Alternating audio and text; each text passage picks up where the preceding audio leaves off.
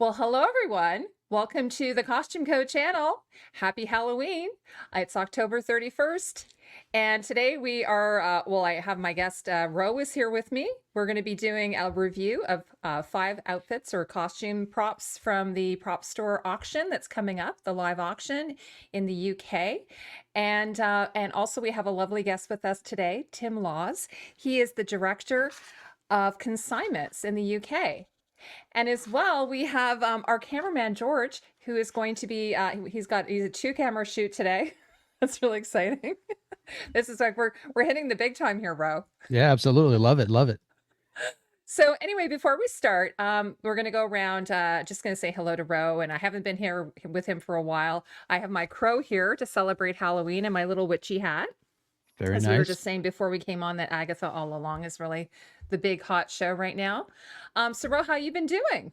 Fantastic. Looking forward to this show. When you sent over the catalog from Propstore and said, pick a small handful of items, they've got pages and pages and pages, and I'm like, why are you doing this? Why are you so cruel, Heidi?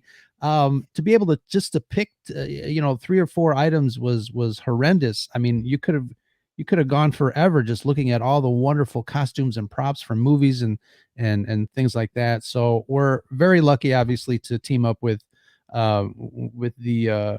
Propstore, and it's wonderful to be able to do this with you, Heidi. And Tim, nice to meet you virtually. Yes. Nice to meet you too, Ro and Heidi. How are you guys doing? We're wonderful. Well, it's a little. Well, anyway, we were able to work out the time zone, so you're a little bit later than we are. But we really appreciate you coming on. We used to have Alex was our UK rep, so we're very happy to have you today. Tim, do you want to tell everybody a little bit about yourself? Yeah, my name is Tim Laws. I've worked here at Propstore for a long time, 25 years, I think now, coming up, and I've kind of done every job at Propstore at one time or another, and now I am director of consignment. So I get the fun job now. I'm the guy who talks to consigners about getting these wonderful, wonderful items into Propstore. And I think the really exciting part of the day for me is just, that phone rings or the email comes in and you just do not know what is coming. And it's there are some of the stuff in this auction blows my mind. And there was a stage where we didn't know these pieces either existed or they would be coming in for auction. So it's just so exciting. We're already working on next year's auction, so it gives you an idea of how long this takes to put together. Yes, That's and I just amazing. wanted to do a little mention that I saw you on Ryan Condal's "What Dreams Are Made Of" podcast yesterday. So he did a lovely in-person interview with you. So and I was teasing you, yeah, because Ryan Condal, of course, is the showrunner for House of the Dragon, and he's also a big nerd like we are. So we see a lot of Ryan. Yeah, Ryan's a good friend of ours, and he's never too far away, it seems. Tim, well, I anyway, had a question. I had a question ahead, for sir. Tim. So earlier, obviously, I talked about the vast variety of props and costumes that you guys have for the auctions, and every time you guys do an auction, it's just amazing the pieces that you have. My question, I guess, in general, is when you guys do the auctions, do you guys sell everything on the catalog that is listed? Because I'm like 80 plus pages of items, and the list goes on. Do you guys are you guys able to to sell all these wonderful pieces to collectors? We certainly try and sell them all. That is the objective. Our sell-through rate is very high. It's usually around 80-85%. So that's a large majority of items that are sold through on the day. And then obviously after the auction is finished, there tends to be a period where you get after sale offers and people coming in to try and see if they can do a deal. But most of this stuff will sell on the 4 days. We're having a 4-day auction. Most of that stuff will go. That's amazing. I was going to say, it looks like we color themed the auction. We didn't do that on purpose. It just worked out that way. But we have actually 5 items that are picked out that we're going to discuss today. Ro has picked some out. I've picked some out. Do you want to get started on talking about the first item? Sure. I believe we're going to start with the Dalek. Is that good, Ro? That's awesome. Yeah, so it's a special effects model miniature Dalek. I mean, I think the first thing to say about it is it's a much more manageable size than the full size Dalek. The full size Dalek won't even fit through a standard door. I don't know how they conquered the universe because they couldn't even fit through a door. but this is much more manageable. This is a much more realistic size. It was made by the Model Shop for 2 episodes of Doctor Who in 2013. One was The Day of the Doctor, which was the 50th anniversary special, and the other episode was The Time of the Doctor. So it gets some screen time. It's got some wiring in there. I think it does light up, but I think for me, I just think it's a beautiful display piece. It's a really, really nice size. It definitely is a nice size, and Mhm. obviously the character and the show Doctor Who is probably one of the oldest running shows in broadcast history. I don't think anything rivals it. Star No, Trek is up there, but it predates Star Trek. It's yeah. yeah. So, and the Dalek is a great design. Mhm. We see it at conventions here in Chicago from time to time. The Yeah, people same in that Toronto.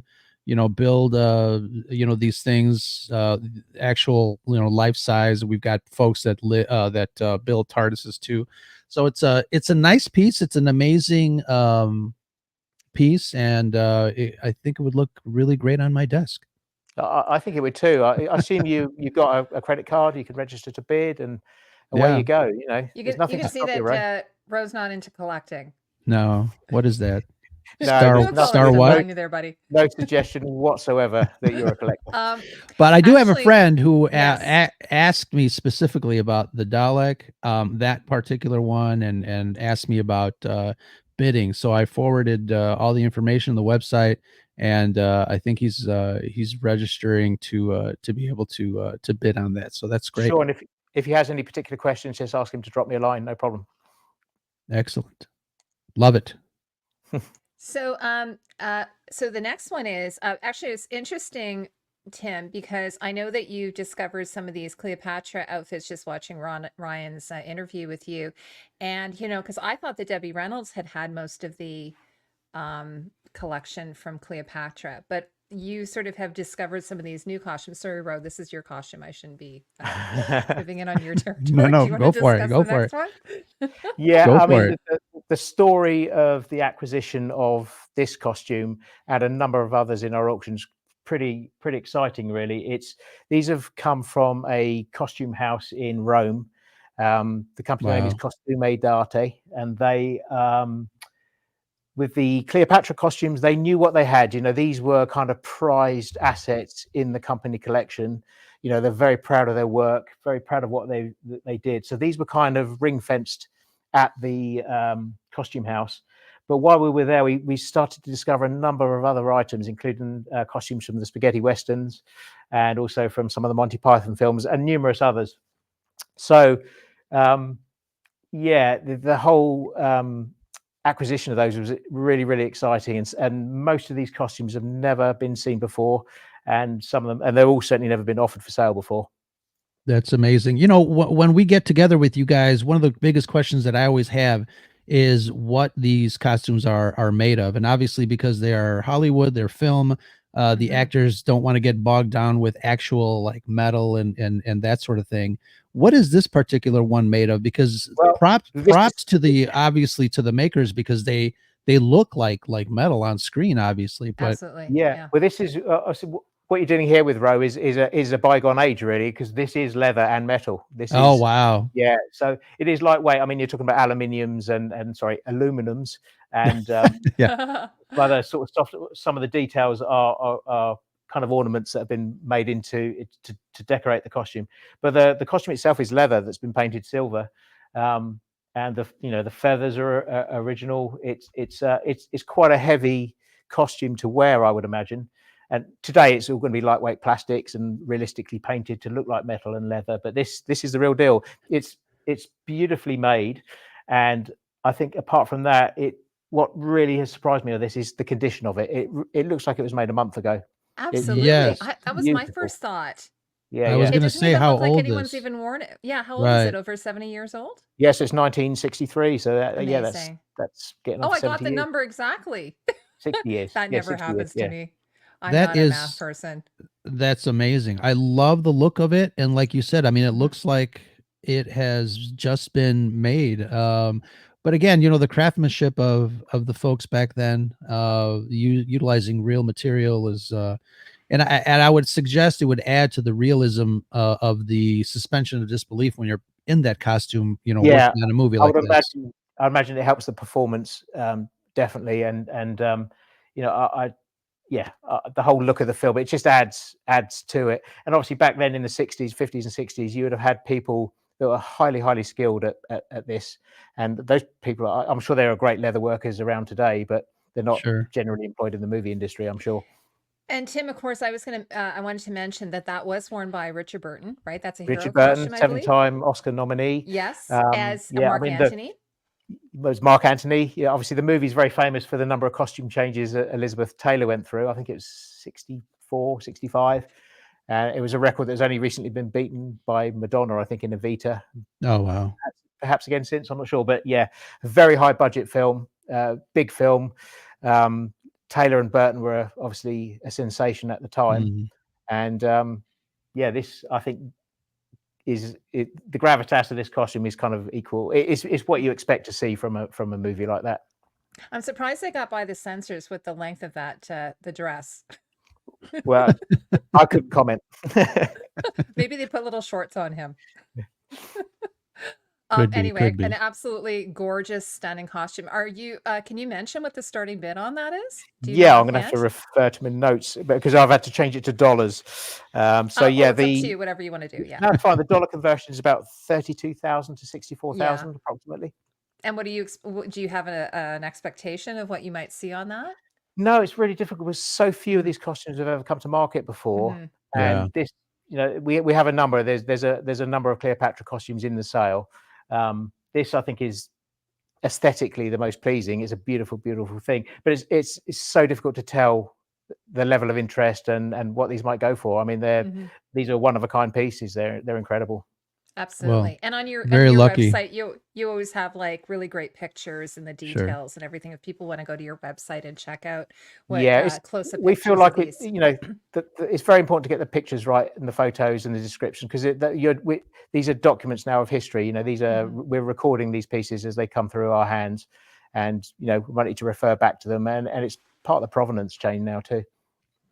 Yeah, actually, I had an encounter recently where I was looking at some items that are at the Ransom Center, and unfortunately, they don't have a digital catalog. I don't want to rag on the Ransom Center in Texas, but this is the issue sometimes that happens with these historical pieces, as they don't, we don't get to look at them. Even if I don't have the money to buy it, at least I can go to your website and look at these amazing pictures and It's good eye descriptions that you candy. do. Yeah.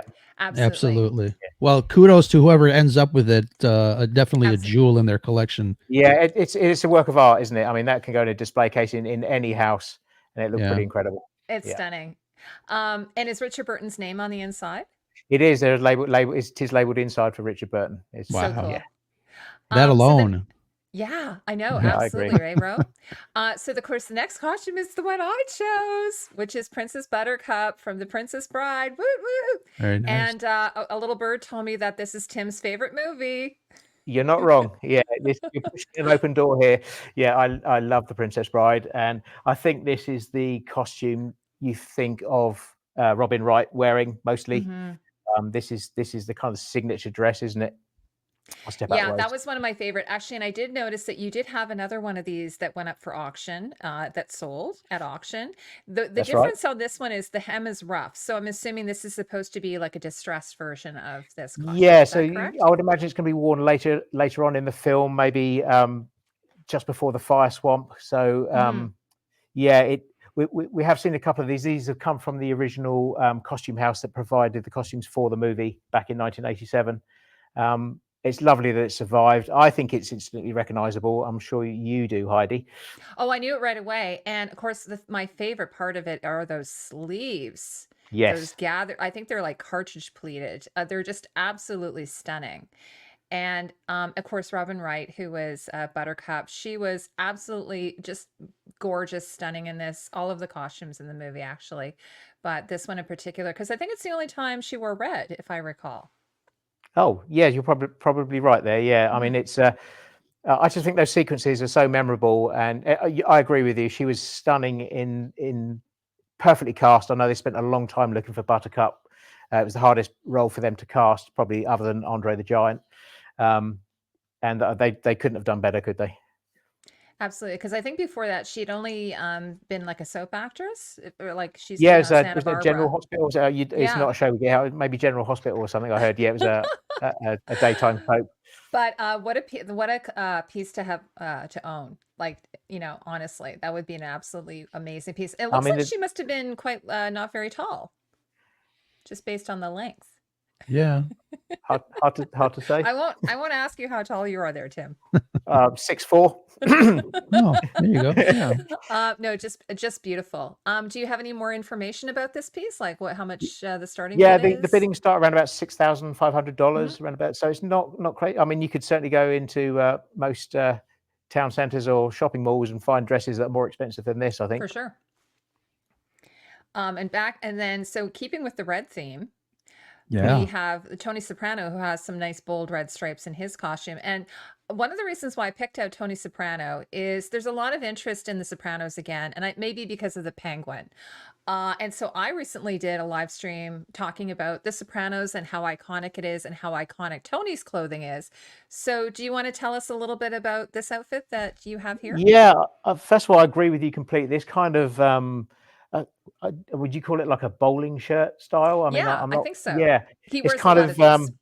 yeah, it's synonymous, isn't it, with kind of the Italian New York mafia kind of vibe.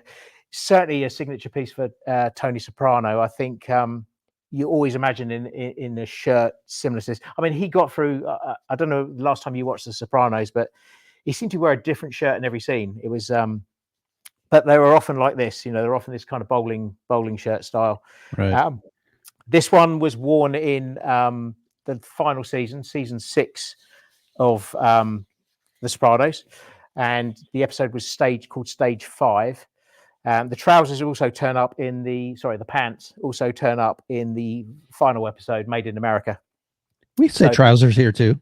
Oh, that's good. Yeah, I feel like we're making Tim sort of have to explain. Oh no, we're I'm good. We're good. Canadian, so we say trousers in Canada. It's the same with braces, suspenders. I kind of flip back and forth. Braces, suspenders. You know both. That's good. I agree with you. I think The Sopranos is generally considered one of the greatest TV shows of all time. I think it's on everybody's list. Agree. Isn't it? Yeah. It is, absolutely. Yes. This is another benefit of this particular costume. It actually comes with a certificate from James Gandolfini, which he has signed. So this came from his personal collection, which I think makes it just that little bit more special. Sure, yeah, of course, especially since we lost him so young. I think he passed away in his 50s, so that makes it even more impactful. Big are you loss. allowed to say the size? I think I read it was like maybe a 3X. Something like that. I mean, we've got one of our standard male mannequins here, but the guys have had to put a load of bubble wrap and stuff around him to try and give him a bit of shape. But we're still struggling. It's still not quite there. Yeah. Yeah. Well, we really appreciate you. You presenting some of these amazingly iconic costumes and props, and also it's kind of fun because we get to see when you're zooming in that we get to see some of the costumes in the background that you have as well. Yeah, absolutely. I saw Tron's towards the Dalek. You had a prop helmet from Tron, obviously the Stormtrooper, which is and he's got near and dear to my heart. You got Halloween. Chucky back there. Lots of Halloweeny stuff. Yeah. I had a question, Tim. Sure. Taking a look at the Tony Soprano's outfit there, if you weren't familiar with the show, it just looks like a really nice, pair of trousers and his shirt and stuff like that. Have you guys ever found that an owner who was submitting a costume piece found their costume by accident, whether it was like maybe they found it at a thrift store that they brought it in and they did some research, or a dry cleaning, somebody left something there and never returned, never picked it up? Is there any item in the collection that maybe was found by accident? I'm not sure we have any pieces in this auction that are specific to that kind of scenario, but that is definitely something that happens.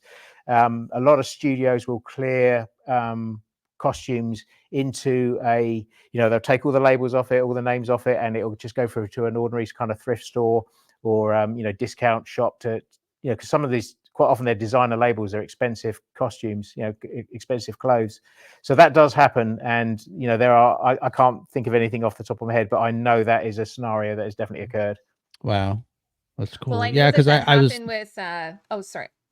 Oh no, I was just thinking of the example, I guess, in reverse. When George Lucas was doing Star Wars, they needed a jacket for Luke Skywalker for the throne room scene at the end, and somebody found a jacket at a thrift store that looked kind of spacey and futuristic with some ribbing on the edge of the shoulders and stuff, and they brought it back. They dyed up the leather a little bit, and it became one of Luke Skywalker's iconic jacket. It was a jacket from a thrift store. So yeah, and that happens that way around quite often. Quite often they'll be caught short on set for something, and I remember talking to a costume designer that literally handed his raincoat over and gave it to the lead actor, and became the raincoat for that scene. And there's only one of them, and he put it back on his own back when he'd finished, and kept it. So that happens too, for sure. There's a lot of improvisation on set. Yeah.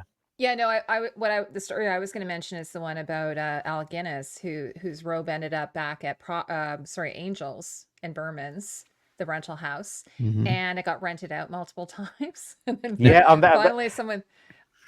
Also true. Some of the costumes we have in our auction, we have really privileged to have Clint Eastwood's Duster from The Good, the Bad, and the Ugly. It's an absolutely amazing costume. And when the guys found it in Rome, it was actually on a rail waiting to go out on another Western. Wow. By the way, Luke Skywalker's serape was inspired by The Good, the Bad, the Ugly, the poncho that Clint Eastwood wears. Kudos for using a Spanish term there, Heidi. Yes, I did use a Spanish term, and I'm Canadian. I think that's an ongoing debate, isn't it? Poncho or serape? So yeah. Well, I think Luke's was a poncho, and then I believe that Clint's was a serape. Oh, I'll bow to your great knowledge. Yeah, and actually, speaking of Sergio Leone, I definitely want to do like a review of his iconic spaghetti western costumes. So I'm gonna have to do some research on your website in the coming. Yeah, I'm your man for that. If you've got any questions, I'll talk all day about that. Oh my gosh! Oh, that would be amazing. Okay, well, we have one more item. It's on a costume. It is, what is it, Ro? It's a tire, a wheel from Chitty Bang Bang. Oh, you're glad you said that, and I'm glad you said it slowly. Starring Dick Van Dyke. Dick Van Dyke, one of my favorite actors. Back in the day, I was telling you guys before we started rolling, really fond memories of this movie. It was, a childhood favorite of mine, and I think it's something that everyone should watch with their family at least once, and keep it in their arsenal of films. It's a really great film, and I was surprised that you had this. It's a really wonderful piece.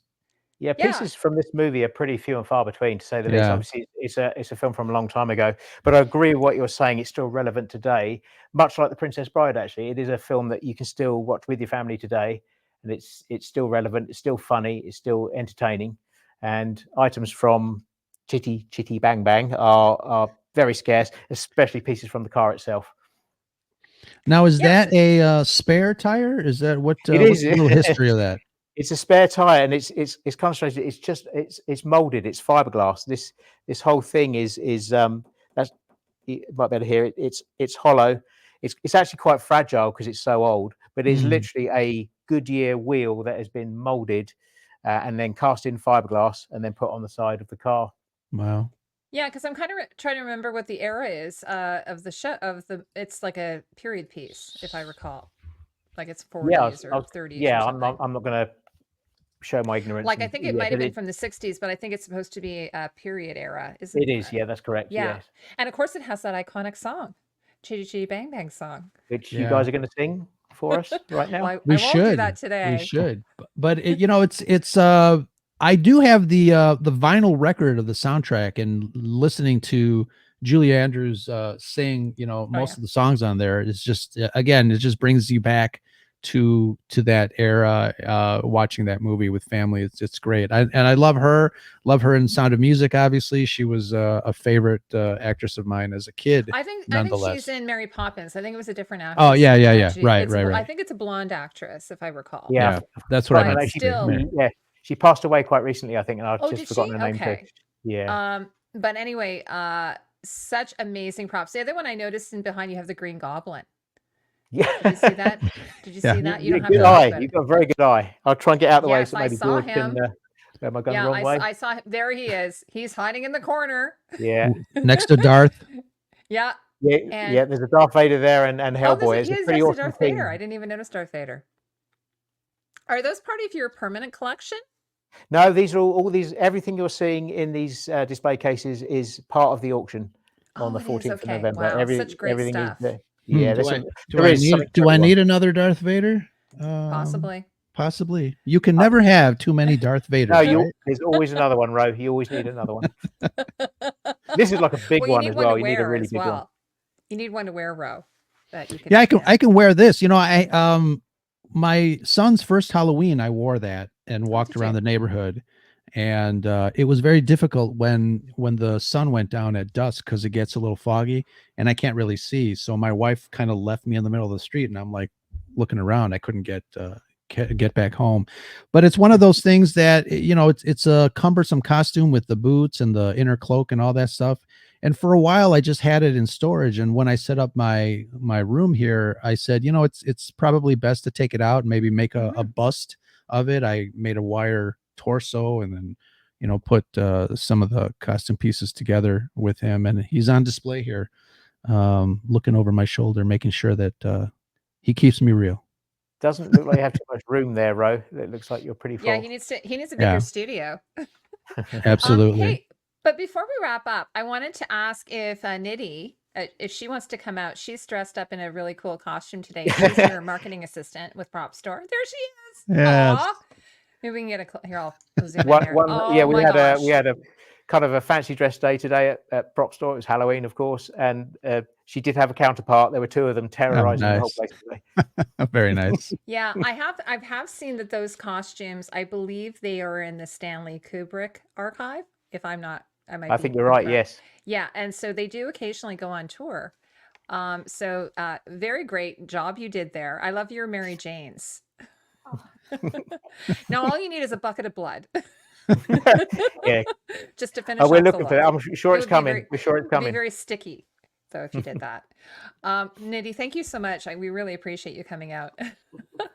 So anyway, before we wrap up, Tim, did you have any final thoughts you want to say? Because I probably didn't capture all the information. I know Ryan was like saying November 13th, 14th, 15th, 16th. Did I get it? Yeah, the first day is November the 14th, and that is the day where most of the things you're seeing in the room now are going to be sold. And then we have a day of music memorabilia on the 15th of November. And then we have 2 online days of more movie memorabilia, and there's a massive selection. I mean, it's like 1,000 items of something for everyone, hundreds of different films, and all budgets.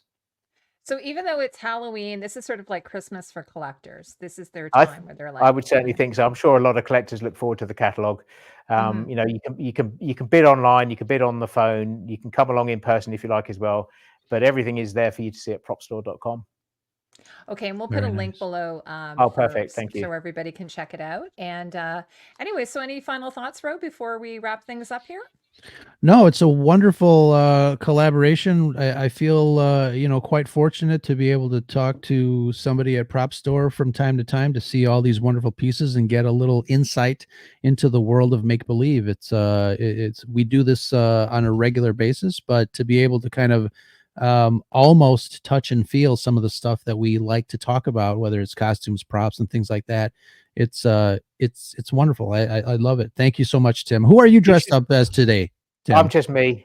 Yeah. Yeah. He's just Tim. Yeah. But you guys should maybe come over, and film this stuff and touch it and look at it and handle it and play with it. We need someone to pay for our flight.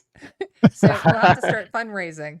Looking for sponsors. We'll get some sponsors. Yeah, Yeah. and actually, Tim, I want to thank you and Miranda and everyone at Propstore for setting this up. Like, we're trying to do this as a regular thing with the UK and also LA. So we really appreciate it. It's so fun to talk about these iconic costumes, and just obviously for Ro and I, who are like, children at heart, we love to revisit a lot of these wonderful shows and movies that we grew up with. Ro, you're probably into comics as well. I'm not so much, but we also had a poster collector on one point. That was so fun too, right, Ro? Yeah, that was fun too. Movie Oh, no, posters. it's our pleasure. We love talking about this stuff. All the guys that work here, we're all collectors, we're all film fans, we're all enthusiasts. It's great fun. It's very hard to call this a job. Absolutely. Tim, have you found like your perfect piece, something that you're like, oh my God, this is so cool that we have this? Kind of. I mean, in this auction, I love the Clint Eastwood coat, and we also have Clint Eastwood's shirt from The Good, the Bad, and the Ugly, and that's a big thing. That really strikes a chord with me. But I don't have to wait very long for something else to come along. There's always another wonderful thing. It's and we get to see it and play with it, and just handle it and research it and talk to the people that made things. There's George is showing you the Clint Eastwood. Oh, and there's So Cleopatra. that's two lots there. there. That's the shirt and the duster, but pretty iconic. And I don't like using that word, but I will for this. Absolutely. Yeah. I do actually. There was one video I said iconic so many times I had viewers call me out on it. That's funny. They were like, Heidi, can you find another word? And I'm like, I don't. I was going to say actually that Clint Eastwood, this is incredible. He just has a new movie out. He does. directed I think it comes out in the UK tomorrow or something. Yeah. Yeah, he's 94 and still doing it. Yep. So he probably wore that coat when maybe he was in his 30s. Yeah, I think, yeah. Wow. Just to think I think he's in his 90s. 36. I'll just wait. Yeah, he was 36. 36. Okay, yeah. Pretty amazing. Yeah, so thank you so much. And Tim, I will definitely be reaching out to you about the Sergio Leone oh, for sure. spaghetti westerns. Which of course have gone on to inspire so many movies, including Star Wars. Endless movies for sure. Endless movies. Absolutely. So anyway, I want to thank all of you today. Ro, what are you up to? What do you have I don't know. The weather's getting a little iffy here on Halloween. I'm gonna go out and find my my rain serape and put that on. Or poncho. And also, and what about Tim? Do you do anything for Halloween in the UK? Do kids go trick or treating? No, we lock the doors, close the windows, shut all the curtains, and it's hide. like a purge. Yeah, sounds like my house. Have children. We don't have children, and we avoid the whole thing. Well, I want to think. My oldest is going out. He's told me he doesn't care. He's like, I'm going out. I'm like, all right. He's dressed up. He went to school today dressed up. Yeah, we're gonna do that here, and we're gonna give out candy. So I won't be locking down. I won't be shutting down the shutters in my house. So very nice. Very good. But anyway, I wish you both a wonderful, happy Halloween, and Tim, we really look forward to having you back on another time. I'll look forward to it. My pleasure. Tim, you're iconic. You are iconic. I'm gonna go to my thesaurus and find another word, and I'll let you all know later what it is. Excellent. Okay, awesome. well, thank you guys. For everyone who's watched today, we really appreciate it. Happy Halloween to all of you. Yes. So take care, and we'll talk soon. Bye, everyone.